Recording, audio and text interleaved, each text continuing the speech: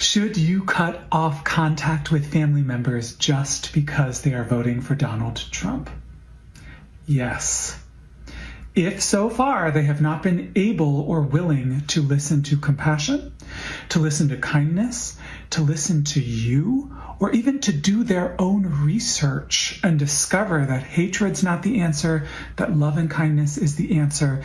If they are unwilling to change, they must experience consequences. Translation: if you don't let me emotionally manipulate you, then we're done, and we can't be family, we can't be friends, we can't see each other anymore, and I don't want you in my life.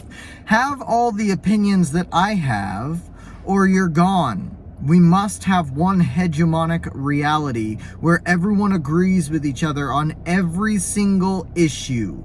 We have to vote for the same presidential candidate. Otherwise, how in the world can we be friends? How can we be family? How are we not just cutting off our family members who vote for hate? This is obviously absolute nonsense. This is Jeffrey Marsh.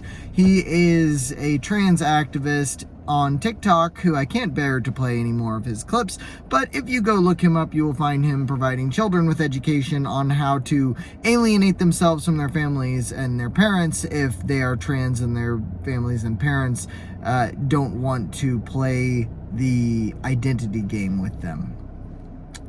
This is disturbing that this is the mindset that people have.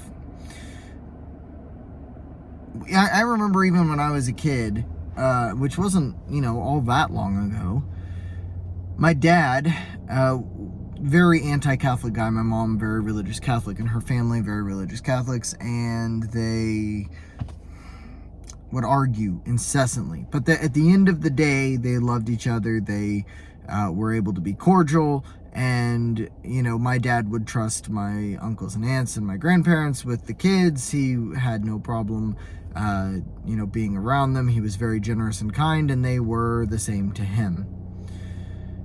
Politics, it was the same way. There was, quite a few that didn't agree with my dad. My dad was very libertarian and anti both parties, actually. And my grandparents were traditional Democrats. A lot of my mom's brothers and sisters were very, very Republican. They all were able to at least set that aside and, be family. And that's not really a thing anymore. These political divides you see again and again and again. In fact, someone very close to me was supporting RFK, just like I was. And their father-in-law called them a communist and wouldn't let them, come around the house anymore. Even after RFK joined Trump and this individual is now a giant RFK supporter, there's still a rift there now because they let politics get in. And this is horrifying. The way that this is trending is just so divisive that now no one's surprised that this advice is being given. But here we are, and is there any recovery from this? I don't know. I'm kind of looking past this election. No matter who wins, what's going to happen? Are people going to be happy with the result? Well, of course not. No one's going to be happy with the result. If Trump wins, half the country's angry. If Kamala wins, half the country's angry. Where do we go from here? This is kind of depressing. I don't like this, but that's about all.